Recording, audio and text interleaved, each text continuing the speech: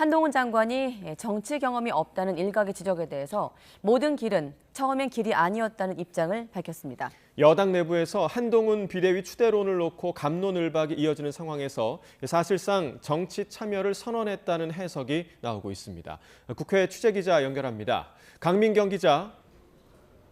네, 국회입니다. 네, 들어오기 전에 직접 화면을 봤는데 한동훈 장관 국회를 방문했죠? 그렇습니다. 법제사법위원회 전체 회의에 출석하기 위해 국회를 찾은 한동훈 장관은 중국 문학자 르신의 말을 인용했습니다.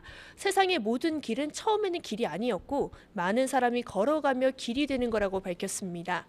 자신의 정치 경험이 없다는 지적에 대한 답변이었는데 직접 들어보시겠습니다. 세상 모든 길은 처음에는 다 길이 아니었습니다. 많은 사람들이 같이 가면 길이 되는 거죠. 그리고 진짜 위기는 경험이 부족해서라기보다 과도하게 계산하고 몸살일 때 오는 경우가 더 많았다고 저는 생각합니다.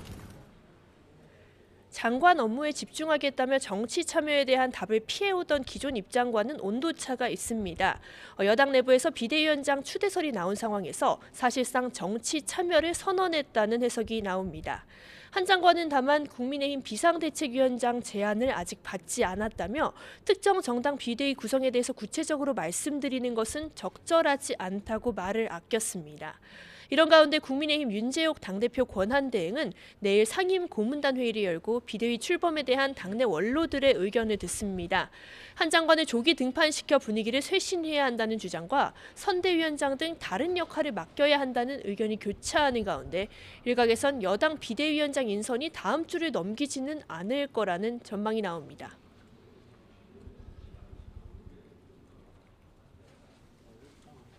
네, 더불어민주당은 내홍 수습에 주력하는 모습입니다. 어제 영화 시사회장에서 김부겸 전 총리를 만난 이재명 대표는 내일 또 김 전 총리를, 오는 28일에는 정세균 전 총리와 회동을 추진하고 있습니다. 이낙연 전 대표가 신당을 추진하는 상황에서 파장을 최소화하려는 전략으로 읽힙니다. 야당은 동봉투 살포 혐의를 받는 송영길 전 대표 구속이라는 악재도 맞닥뜨린 상황입니다. 민주당은 입장 표명을 자제하고 있는데 직접 들어보시겠습니다. 이러한 사안들에 있어서 좀 더 지켜봐야 될 사안이기 때문에 우리 더불어민주당에서는 공식 입장 없고 다시 한번 말씀드리지만 현실적으로 탈당 상태인 점 등을 고려를 해주셨으면 좀 좋겠습니다. 내부적으로는 내년 총선을 앞두고 여론에 미칠 부정적인 영향을 우려하는 분위기도 읽히는데 현역 의원 추가 소환 등에 대한 대응 방안을 모색할 것으로 보입니다. 네, 이어서 국회 일정도 짚어보겠습니다. 강도형 해양수산부 장관 후보자에 대한 인사청문회가 진행되고 있다는데 분위기 어떻습니까? 현재 국회에서는 최상목 부총리 겸 기획재정부 장관 후보자와 강도형 해양수산부 장관 후보자에 대한 청문회가 각각 진행 중입니다. 강도형 해양수산부 장관 후보자를 낙마 대상 1호로 꼽은 민주당은 시작부터 자료 제출이 불성실하다며 파상 공세를 펼쳤습니다. 본격적인 질의에서도 청문회에 앞서 제기됐던 폭력과 음주운전 전과, 또 논문 표절 의혹 등을 따져 물었습니다. 강 후보자는 논문 표절 의혹이 사실로 확인되면 사퇴 의향이 있느냐는 야당의 질문에 표절이 없다고 판단하고 있다고만 답했습니다.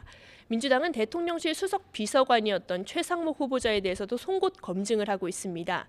반면 국민의힘은 두 후보자를 상대로 정책 검증에 주력하며 민주당의 공세를 방어하고 있습니다. 여야가 내일 본회의에서 처리하기로 합의했던 내년도 예산안 협상은 막판 진통을 겪고 있습니다. 여야 원내대표와 예결위 간사는 오늘 오전 비공개 2+2 회동을 진행했는데 조금씩 이견을 좁혀가고 있다고 여야 예결위 간사들이 분위기를 전했습니다. 여야는 늦어도 오늘 밤 안에 예산안 협상이 이루어지려면 내일 본회의 처리는 가능할 거라고 전망하고 있습니다. 지금까지 국회에서 전해드렸습니다.